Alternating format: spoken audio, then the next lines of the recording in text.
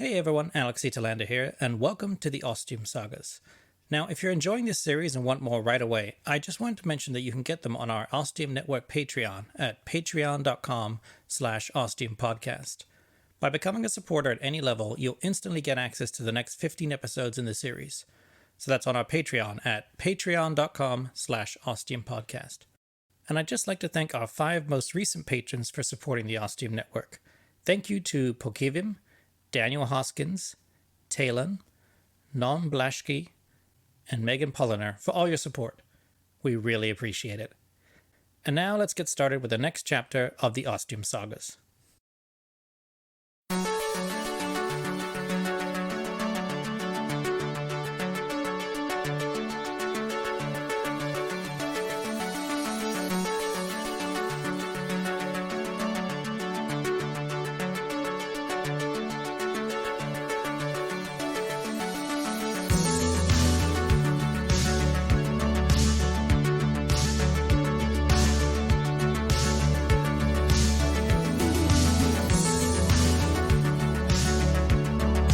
The Ostium Sagas.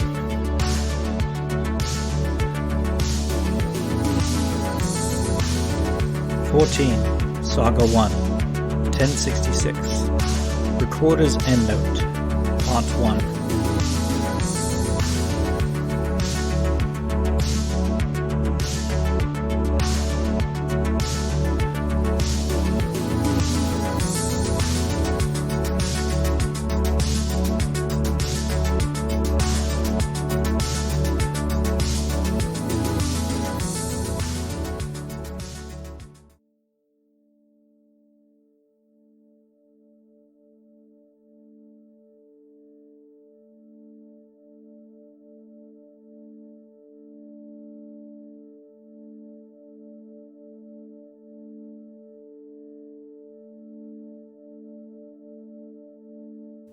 I let the story sit with me for a few days, not wanting to jump to any conclusions or assumptions.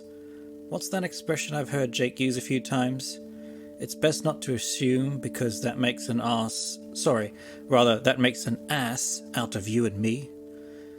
First time he told me that, it went right over my head like a Concorde going from London to New York in record time.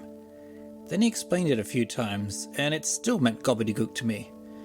And then he wrote it down, and finally the penny dropped. There's a lot going on in this Ostium saga, a bloody lot, on many different levels. What with the person being sent from here through an Ostium door back to the 11th century, and how it was the time and place they'd dreamed of most of their life and they were finally there, and then to get screwed over by the Ostium Network, which should come as a surprise to no one as they tend to specialize in that, and getting stuck there in that time and place very permanently, and what they did to try and get themselves out. I asked Zhang if they had ever heard or come across any data where a person had tried to contact the Ostium Network from the 11th century, but they said they had no record of anything like that. And then there was the discovery of that slim volume, which is the next Ostium saga that I'm just aching to read, but I'm making myself not do. Not until we put this first Ostium saga completely to bed. And then if we take a step back and have a look at the bigger picture, which is the Conclave, a secret group that has apparently existed for millennia, and one of their duties, so they decided, is to collect stories of people lost in time who all talk about a place called Ostium. It would all seem balmy if I weren't currently living in the very place all these people used to call home. The Conclave has no idea what Ostium or the Ostium Network is, other than what they have been able to divine through the Ostium Sagas. And then let's take one last step back and acknowledge the elephant who seems very partial to all things Ostium in the room with the Ostium door, and talk about why all these unique and incredible documents and chronicles and books keep being discovered in old abandoned ruined churches. What's going on there exactly? The mind boggles. Makes me want to start checking every old church I come across and with my trusty spade start digging lots of holes everywhere, just in case, you know. Did the Conclave know something about this? Some intrinsic link that we haven't been made privy to yet, and that's why the Ostium Sagas book was found buried in a church. Maybe it's just one of those mysteries we'll never find an answer to. At least that's not likely in this book. Which is why these recorders endnotes are not just going to be me rehashing the amazing things I just read, and you just listened to, dear listener. No, I'm going to see what I can find out about everything involved in the first Ostium Saga by doing some deep and heavy research.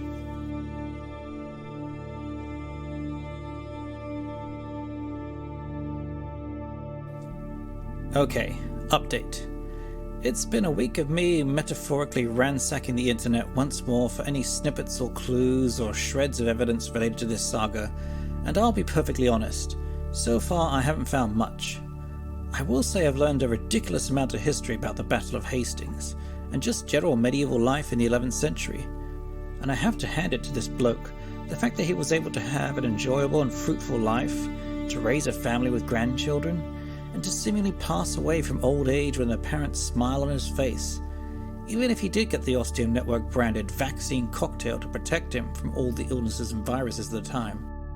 I mean, I'm almost jealous of the guy, considering there was only a very poor excuse for medicine available, and the concept of hygiene and cleanliness hadn't really been invented yet. Obviously a lot of that is blown out of proportion, especially for the big budget Hollywood films, and there were lots and lots of people who lived to ripe old ages, and they were all called witches and burned at the stake or tossed into the river. Nah, only kidding. Nevertheless, as bad as things had gone for him, in the end it all turned out pretty good, as he firmly attests to in his chronicle. After too many days of mind-numbing research, or I suppose attempted mind-numbing research, as I hadn't really found anything of substance or what I would deem useful and worthy of being mentioned in this recorder's endnote, and just as I was about to say sod it and call it all day and move on to the next Ostium Saga, I found something. A little something. A digital thread, if you will, that I could have easily said would turn out to be a big bloody waste of time and not bothered, but I chose to keep going. Perhaps because I discovered so little, or perhaps because this was something waiting to be found by the likes of me, or perhaps even this was Ostium and the Ostium Network working its influence on me and the reality around me, as it has done to all of us on numerous occasions before. And now as I record these notes some weeks later, I'm starting to wonder if this digital thread I plucked that led to a real person who has revealed himself to be a curmudgeonly college professor may in fact be secret. Yes, oh so very secretly, an alive and well member of the Conclave.